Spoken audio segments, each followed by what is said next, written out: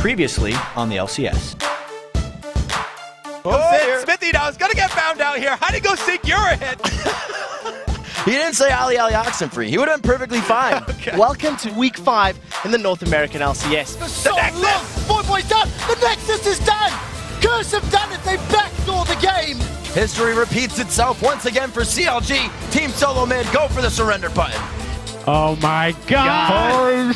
We got it! Suna now in the front, a little too sure of himself. The shutdown bounty going to Meteos. And this is why you never count Cloud9 out. Cloud9 comes back from what looked like an impossible win and keep themselves on top. How did we win? You can see Smithy at the end there raising his eyebrows, trying to figure out what went wrong there. Our final match of the day, Dignitas versus Curse. They are going for blood. They are just diving with reckless abandon. gosh. Recent Mechanics kicks them away for the kill. Curse just decided to win here. They just crushed to end the week here.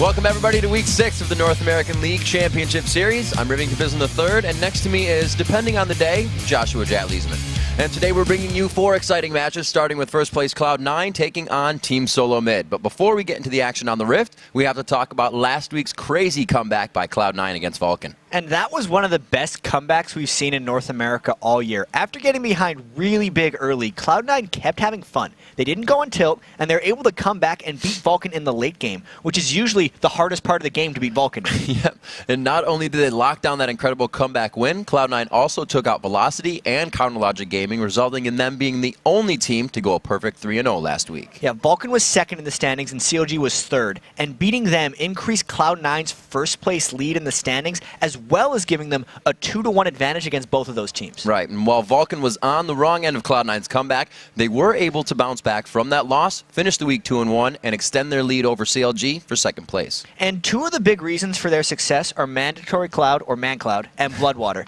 ManCloud is leading the league in kills, and Bloodwater is leading the league in assists. So far this summer, Vulcan's proved that third place finish they had in the spring playoffs was no fluke. And while Vulcan had high expectations for this summer after their playoff run, the bar was set even higher for Team Solo Mid after they crushed the second half of the spring split. But last week's Reggie and crew summer struggles continued as they went a disappointing 1-2. And those 2 losses last week gave TSM 8 for the summer, which is actually 1 more loss than they had all spring. Yep. They need to solve their communication issues quickly if they want to even think about World Championships. So TSM isn't the only team struggling this summer. After going winless last week and seeing their record drop to 2-13, Velocity has made their second roster swap in as many weeks. Yeah, so Chris is being moved out of the starting lineup this week. BioRose will replace him in top lane, while Echo will continue to be in that mid lane. And we will get a chance to see Velocity's new lineup can get up to speed later today when they take on